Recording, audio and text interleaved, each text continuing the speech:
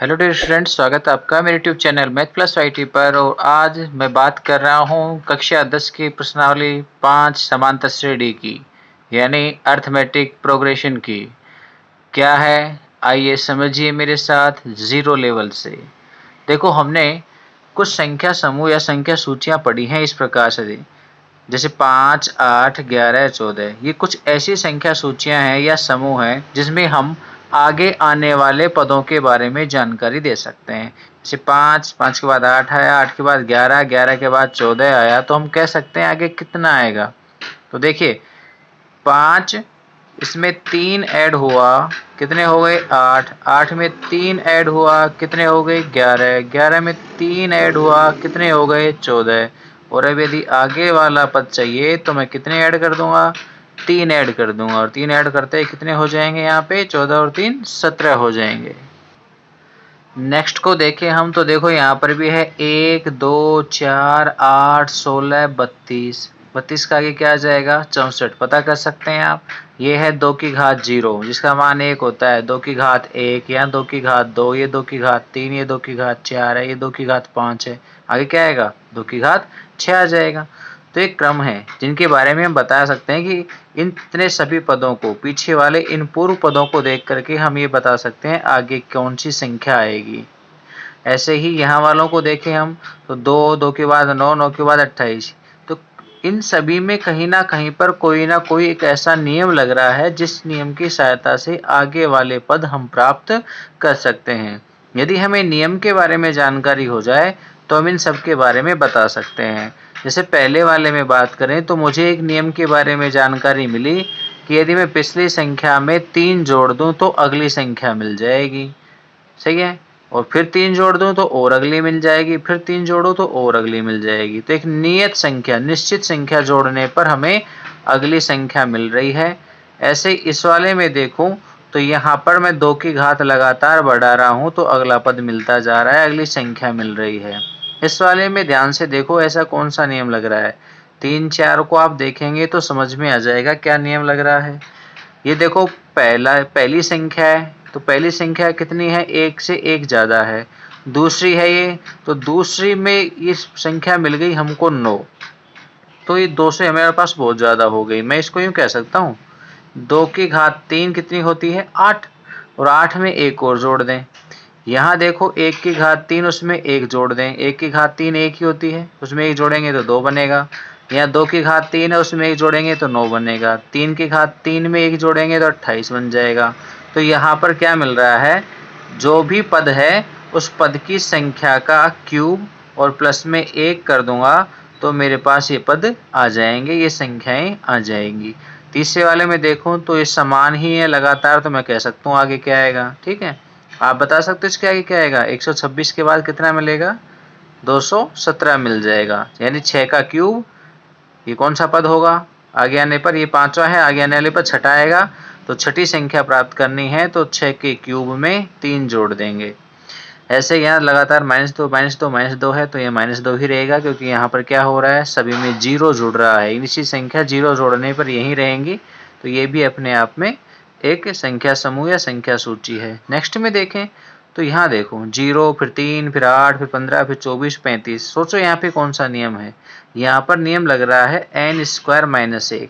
पहली संख्या तो n का मान 1, 1 का स्क्वायर -1 तो 0 हो जाएगा। फिर 2 का स्क्वायर -1 तो 3 आ जाएंगे।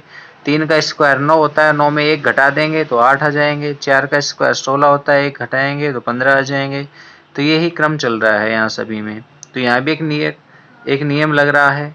अगले वाले में देखूं तो अगले में क्या कह रहा है, 1, 1/2, 1/3, 1/4, 1/5। आगे क्या आएगा, 1/6। हमें पता है आगे क्या आएगा, 1/6। कैसे पता लग रहा है, तो ध्यान से देखें तो हमारे पास हर में लगातार संख्या बढ़ रही है। आप इसके हर लिखना चाहो तो 1 लिख सकते हो, 1, 2, 3, अंश उतना ही है, हर बढ़ता जा रहा है, तो यहाँ पे 1/6 आ जाएगा। तो सभी जगह कहीं ना कहीं कोई ना कोई रूल या कोई ना कोई नियम लग रहा है। इसीलिए ये सभी संख्या समूह हैं। इनको हम एक नया नाम देते हैं जिसे कहते हैं सीक्वेंस, या कहें तो अनुक्रम। यानी संख्याओं को हम एक निश्चित नियमानुसार क्रम में व्यवस्थित कर दें तो इस प्रकार के संख्या समूह को क्या कहते हैं? अनुक्रम कहते हैं। तो चलिए देखते हैं अनुक्रम की परिभाषा। और ये जो संख्या समूह या अनुक्रम के ये जो संख्याएं हैं, इन संख्याओं को अनुक्रम के क्या कहते हैं? पद कहते हैं, ट्रम कहते हैं। क्या कहते हैं? पद या ट्रम कहते हैं। और ट्रम को हम A1, A2, A3 आदि से लिखते हैं। पहला पद है तो A1 से, दूसरा पद है तो A2 से, तीसरा पद है तो A3 से, और यदि nवां पद है तो AN से लिखते हैं। तो आइए बात करते हैं अनुक्रम की। तो ऊपर बताई गई जानकारी के हिसाब से अनुक्रम की डेफिनेशन या परिभाषा क्या है? संख्याओं को नियमानुसार क्रम में व्यवस्थित करना। संख्याओं को नियमानुसार क्रम में व्यवस्थित करना अनुक्रम कहलाता है, सीक्वेंस कहलाता है। ठीक है, या फिर कहूँ तो arranging numbers in an orderly order is called a sequence. ठीक है, और आगे अनुक्रम के ये जो हमने कुछ उदाहरण दिए हैं, उन उदाहरणों से हम अनुक्रम के कुछ प्रकारों के बारे में भी बात करेंगे। अनुक्रमों के प्रकार में सबसे पहला है हमारे पास समांतर श्रेणी, यानी अर्थमेटिक प्रोग्रेशन। क्या होती है समांतर श्रेणी? अभी बात करेंगे इसके बारे में डिटेल्ड में। दूसरी है गुणोत्तर श्रेणी, ज्योमेट्रिक प्रोग्रेशन। और थर्ड है हरात्मक श्रेणी, हार्मोनिक प्रोग्रेशन। समांतर श्रेणी क्या होती है? जब हमारे पास किसी अनुक्रम के एक पद में नियत संख्या जोड़ने पर अगला पद प्राप्त हो जाता है, वो कहलाती है समांतर श्रेणी। ये हमारे 10वीं क्लास का टॉपिक है, चैप्टर का नाम है, हम इसके बारे में विस्तृत जानकारी लेंगे अभी। सेकंड है गुणोत्तर श्रेणी, जब अनुक्रम के किसी पद में एक निश्चित संख्या से गुणा कर अगला पद प्राप्त किया जा सके तो उसे कहते हैं गुणोत्तर श्रेणी, और उस नियत या निश्चित संख्या को कहते हैं गुणोत्तर श्रेणी का सारो अनुपात। तीसरी हरात्मक श्रेणी, समांतर श्रेणी के पदों का व्युत्क्रम यानी उल्टा लिख दिया जाए, वो कहलाती है हरात्मक श्रेणी।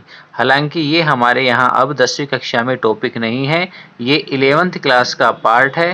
पर जब बात हुई अनुक्रम की तो मैंने थोड़ा सा हिंट दे दिया है कि ये 3 टाइप के हमारे पास होते हैं। चलिए अब हम बात करते हैं हमारे टॉपिक समांतर श्रेणी की। तो आइए टॉपिक पर। तो समांतर श्रेणी की परिभाषा है, जब अनुक्रम के किसी पद में एक नियत संख्या जोड़ी जाने पर क्रमागत पद प्राप्त हो। एक नियत संख्या हम किसी पद में जोड़ देते हैं तो उसके आगे आने वाला पद, क्रमागत पद यानी आगे आने वाला पद प्राप्त हो सके तो उस अनुक्रम को समांतर श्रेणी कहते हैं। तथा जो नियत संख्या हम जोड़ रहे हैं उस नियत संख्या को समांतर श्रेणी का सारवंतर कहते हैं। क्या कहते हैं? सारवंतर। सारवंतर को इंग्लिश में कहते हैं कॉमन डिफरेंस, और कॉमन डिफरेंस है तो सारवंतर को डी से रिप्रेजेंट करते हैं। किससे लिखते हैं? डी से लिखते हैं। तो दो क्रमागत पदों का जो अंतर होता है वो ही सारो अंतर कहलाता है। यदि इंग्लिश में हम डेफिनेशन को देखें तो होगी व्हेन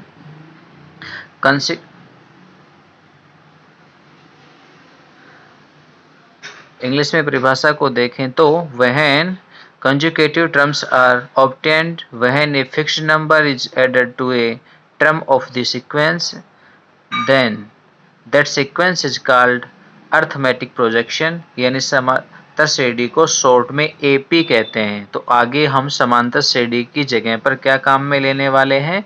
AP काम में लेने वाले हैं। And fix number is called the common difference of progression. ठीक है, तो समांतर श्रेणी के अंतर्गत जो नियत संख्या थी उसे क्या कह रहे थे हम? जो नियत संख्या थी उसे क्या कहते हैं? सारो अंतर डी कहते हैं। और सारो अंतर डी को हम ज्ञात कर सकते हैं दो क्रमागत पदों के अंतर से। मान लीजिए एक पद हमारे पास दूसरा है और एक पद हमारे पास पहला है, तो ये सारो अंतर डी हमारे पास आ जाएगा। दूसरे में से पहले को घटा देंगे, आगे आने वाले पद में से पिछला पद घटाने पर सारवंतर डी मिल जाएगा।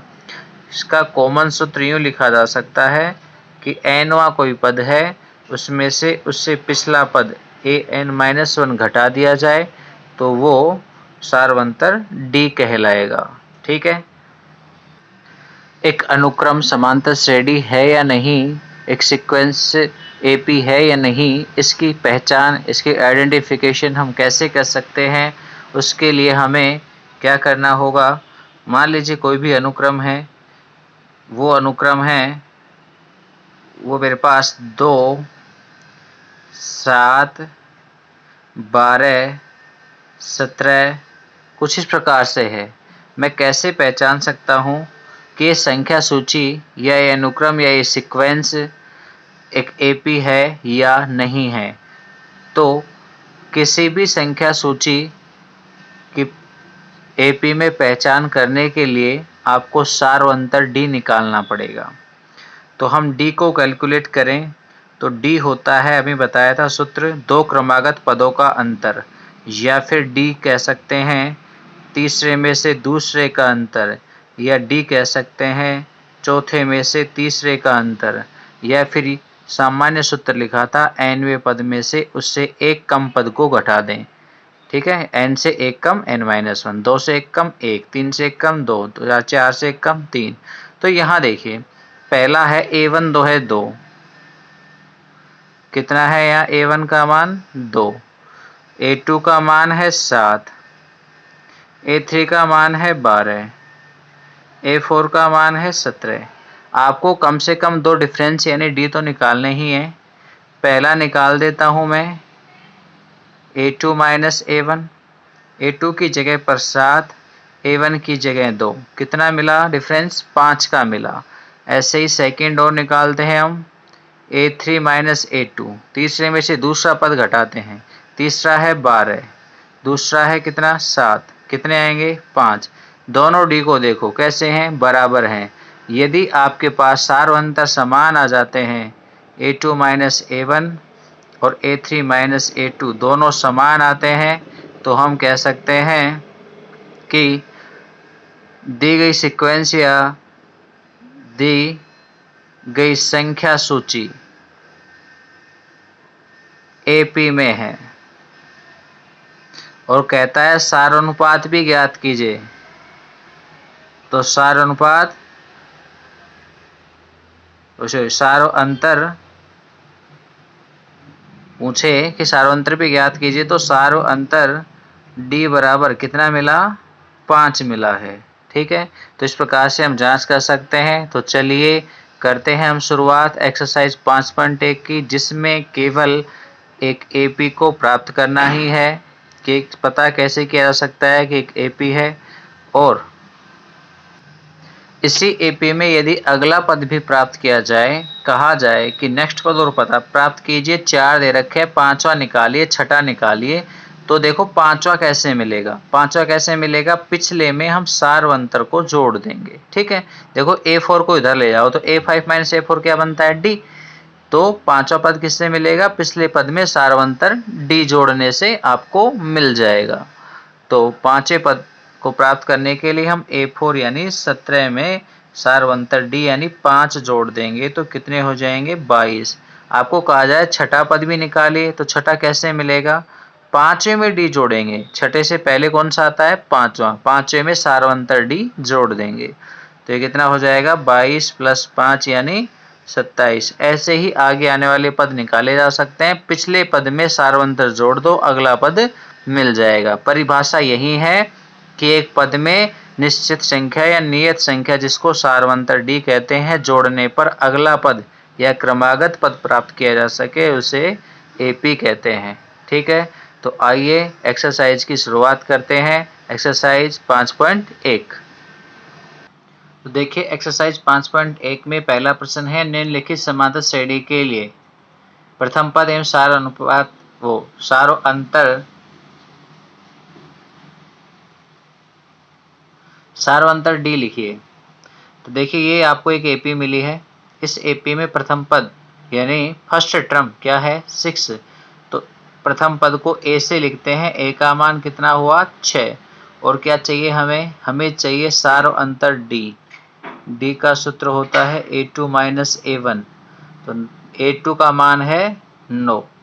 9 में से हम कितना घटाएंगे? पहला पद 6, कितना मिलेगा सार्वंतर? 3 मिल जाएगा। ऐसे ही सेकंड को देखें हम, तो सेकंड जो हमारे पास है इसमें प्रथम पद है -7 और सार्वंतर D निकालेंगे तो दूसरा पद -9 है, इसमें से -7 को घटा देंगे तो -9 और प्लस का 7 तो उत्तर आएगा -2। ऐसे ही तीसरे को देखें हम, तो यहाँ पे प्रथम पद तो है 3/2, वह सार्वंतर D घटा देंगे 1/2 में से कितने को? 3/2 को, तो लघुत्तम 2 ही आएगा। 1 - 3 -2/2 तो मान आया -1। तो ये -1 क्या हो गया? सार्वंतर D हो गया। ऐसे चौथे को देखें, तो चौथे में 1 -2 -5 -8 ये हमारे पास मान है। तो प्रथम पद तो हो गया 1, वह सार्वंतर D की बात करूं तो -2 में से 1 को घटा देंगे तो ये सार्वंतर आ गया -3। पांचवें में देखें, तो प्रथम पद 1 सार्वंतर D 1/4 में से घटाएंगे -1 को, तो माइनस और माइनस गुणा होके क्या हो जाएगा? +1। लघुत्तम लेंगे 4 आएगा, तो 1 + 4 कितना हो गया? 5/4। तो ये मान हमारे पास 5 के लिए। ऐसे बाकी और भी हैं, आप उन्हें भी हल कर सकते हैं। तो आइए बढ़िए नेक्स्ट की तरफ। प्रश्न नंबर 2। सेकंड क्वेश्चन है, किसी एपी के लिए प्रथम पद ए व सार्वंतर डी दिया हुआ है। एपी के प्रथम 4 पद ज्ञात कीजिए। देखो ए मिला है -1, डी मिला है 1/2।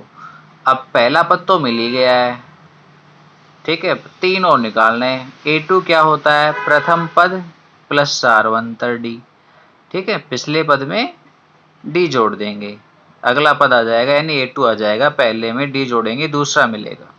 तो पहला है -1, उसमें D का मान जोड़ देंगे 1/2, लघुत्तम लेंगे 2 आएगा, -2 + 1 होगा तो यह आ जाएगा -1/2। A2 मिल गया। तीसरा पद निकालेंगे, पिछला पद यानी A2 में D जोड़ेंगे। A2 है -1/2, उसमें D जोड़ देंगे 1/2, दोनों कट जाएंगे 0 हो जाएगा। चौथा निकालें, तो चौथा पद क्या होगा? तीसरे में D जोड़ने पर मिलेगा, तीसरा 0 है और D 1/2 है तो 1/2 ही मान आ जाएगा। इसलिए AP बन जाएगी 4 पदों की, -1, फिर है माइनस का 1/2, फिर है 0, फिर 1/2। तो ये 4 पद आ गए, बाकी आगे 3 डॉट लगा देंगे। आगे अनेक पद हैं, इसी क्रम में जो नियम यहाँ है उसी नियम से इसी प्रकार प्राप्त किए जा सकते हैं। सेकंड पार्ट को देखें, तो A मिला है प्रथम पद और सार्वंतर D मिला है, तो A में D जोड़ेंगे तो दूसरा पद मिल जाएगा हमको 1/3। A का मान, D का मान है वो 4/3, लघुत्तम लेंगे 3 आएगा तो ये दूसरा पद हो गया 5/3। अब हमें चाहिए तीसरा, तीसरा मिलेगा दूसरे में D जोड़ने पर। दूसरा है 5/3 और D है 4/3, जोड़ेंगे तो कितना हो जाएगा? 9/3। चौथे को देखें, चौथा मिलेगा तीसरे में D जोड़ने पर। तीसरा है 9/3, D का मान है 4/3, जोड़ेंगे तो बन जाएगा 13/3। इसलिए AP बनेगी हमारे पास पहला पद 1/3, दूसरा पद 5/3, तीसरा 9/3 है जिसको हम 3 भी लिख सकते हैं, और चौथा है वो 13/3। 4 पद पूछे हैं, चारों मिल गए। इसी प्रकार से आप आगे आने वाले अन्य सभी को भी ज्ञात कर सकते हैं। A और D दे रखा है, इसी प्रकार दूसरा, तीसरा, चौथा पद निकालें और AP प्राप्त कर लें। जो नहीं आए उसके लिए आप मुझे मेरे टेलीग्राम चैनल पर लिख सकते हो। टेलीग्राम चैनल पर मुझसे कांटेक्ट करने के लिए आपको मोबाइल फ़ोन में टेलीग्राम ऐप डाउनलोड करना पड़ेगा। उसके बाद आप उस पर मोबाइल नंबर से अकाउंट बनाइए और अकाउंट बनाने के बाद मैथ्स प्लस वाईटी सर्च कर मेरे चैनल को ज्वाइन कर लें और वहाँ नीचे डिस्कशन का ऑप्शन मिलेगा, तो वहाँ डिस्कस ऑप्शन के ज़रिए आप मुझे अपनी प्रॉब्लम बता सकते हैं, वहीं आपको उसका सॉल्यूशन प्रोवाइड करवा दिया जाएगा। तीसरे प्रश्न पे ध्यान दीजिए। संख्याओं की निम्नलिखित सूचियों के लिए एपी की जांच कीजिए। आपको संख्या सूची मिली है, उनके लिए एपी होने की जांच करनी है, वो एपी में यानी समांतर श्रेणी में है या नहीं है। यदि इनमें से कोई एपी है तो उसका सारवंतर डी ज्ञात कीजिए तथा इसके अगले 4 पद भी लिखिए। देखिए फर्स्ट है, ये एक संख्या सूची है, क्या ये एपी है? हमने बताया था एपी की जांच करने के लिए आपको सारवंतर निकालना पड़ेगा।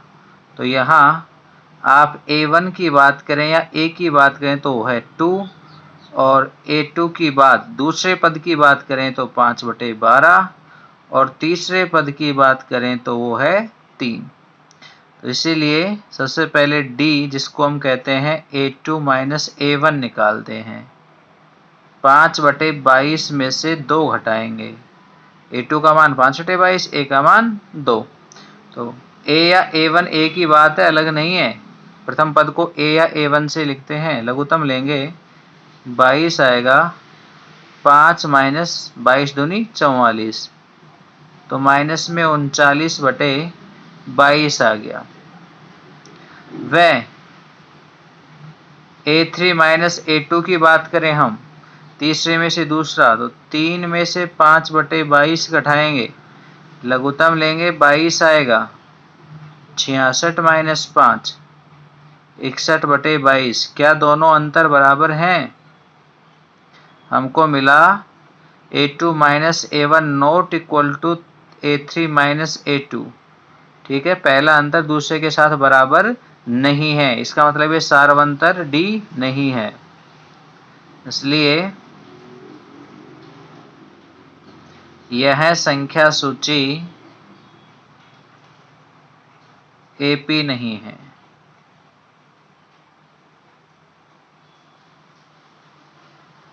आइए नेक्स्ट सेकंड को देखते हैं क्या कह रहा है।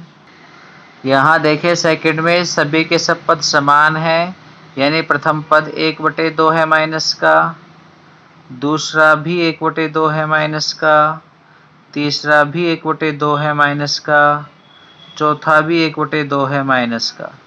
हम अंतर निकालते हैं दूसरे और पहले पद का। माइनस के 1/2 में से माइनस 1/2 को ही घटाएंगे, समान पद घटाएंगे तो क्या हो जाएगा, दोनों कट जाएंगे, 0 आ जाएगा। ऐसे ही A3 में से A2 घटाइए, सेम वही स्टेप आएगी, क्योंकि पद ही समान है तो सारा मान एक जैसा ही मिलेगा। तो यहाँ भी 0, दोनों समान है, इसलिए A2 माइनस A1 बराबर A3 माइनस A2। इसलिए यह संख्या सूची या अनुक्रम, संख्या सूची या अनुक्रम AP में है। और कह रहा है AP में है तो सारवंतर क्या होगा, जो अंतर हमने निकाला वही सारवंतर है। कितना मिला, 0 मिला है हमको, तो सारवंतर D 0 हो गया। अब आगे कह रहा है अगले क्रमागत पद बताइए, तो 4 तो दे रखे हैं, 5वां कैसे मिलेगा, चौथे में D जोड़ने पर। चौथा है हमारे पास माइनस का 1/2, सारवंतर D का मान 0, 0 जोड़ेंगे तो उतना ही रहेगा। छठे की बात करें तो 5वें में D जोड़ देंगे तो ये भी उतना ही आएगा क्योंकि D 0 है, और इतना ही आगे 7वां और इतना ही 8वां, सभी एक समान होंगे, -1/2।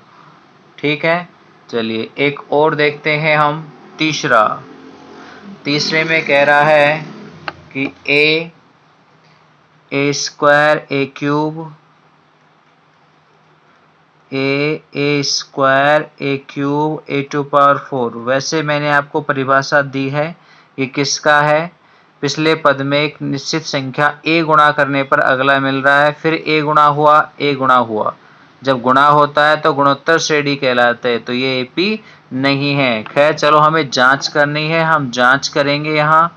तो यहाँ के लिए प्रथम पद तो a ही है, दूसरा पद है वो a स्क्वायर है, तीसरा a क्यूब है, चौथा a रेज़ टू पावर 4 है। a2 माइनस a करें, दूसरे में से पहला घटाएं तो a स्क्वायर माइनस a होगा, a कॉमन ले लेंगे, a माइनस 1 बन जाएगा। ऐसे ही तीसरे में से दूसरा घटाएंगे, ये तीसरा है a क्यूब, दूसरा है a स्क्वायर, दोनों में a स्क्वायर कॉमन है, यहाँ से a और ये पूरा बाहर निकलेगा, -1 रह जाएगा। क्या ये दोनों समान है? ये भी समान नहीं है, यहाँ घात 1 है, यहाँ घात 2 है। ये गुणनखंड तो समान है, पर a और a स्क्वायर बराबर नहीं होंगे हमेशा, ठीक है, अंतर रहेगा। केवल एक के लिए ऐसा होगा कि समान होंगे, बाकी a की वैल्यूज कुछ भी हो आपके पास, ये कभी समान नहीं आएंगे। तो क्या मिल गया? a2 minus a1 not equal to a3 minus a2। इसलिए संख्या सूची या अनुक्रम AP में नहीं है, यानी समांतर श्रेणी के रूप में नहीं है, ठीक है। तो स्टूडेंट्स, आज के वीडियो में इतना ही। आगे बचे हुए जो पार्ट्स हैं आपके पास, आप उन्हें सोल्व करने की कोशिश करें। यदि वीडियो अच्छा लगा हो तो लाइक ज़रूर करके जाएं, अपने दोस्तों के पास इसे शेयर भी करें और उसको उन सभी को सब्सक्राइब करने के लिए भी कहें। आपका सपोर्ट मुझे बहुत ज़रूरी है। यदि आप मुझे सपोर्ट करते हैं तो मैं जल्द ही आपके पास वीडियोस ना लेके सीधे लाइव क्लासेस लेके आऊँगा। आपको भी सुविधा होगी मुझसे सीधे बातचीत करने में, वार्तालाप करने में। तो फिलहाल आज के लिए इतना ही। Thank you.